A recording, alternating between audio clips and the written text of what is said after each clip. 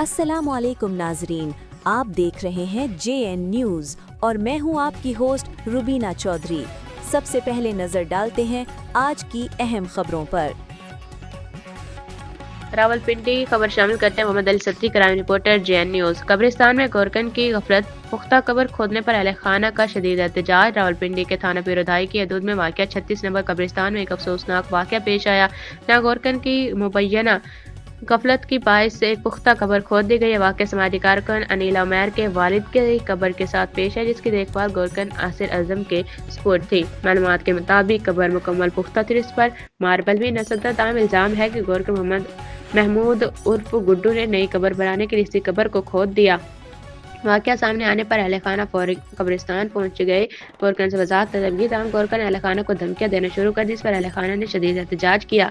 अहले खाना ने न सिर्फ जिम्मेदार के खिलाफ गुस्सा जाहिर किया, बल्कि इसके वाक़े की रिपोर्ट थाना पीरोधाई में दर्ज करवाई। पुलिस हुकाम ने बताया कि मामले की तहकीकात शुरू कर दी गई है और शवाहिद की रोशनी में इंसाफ फराहम करने की कोशिश की जा रही है। अहले खाना का कहना है कि इस वाक़े को नज़रअंदाज नहीं होने देंगे और गोरकन महमूद उर्फ गुड्डू के खिलाफ सख्त कार्रवाई चाहते हैं।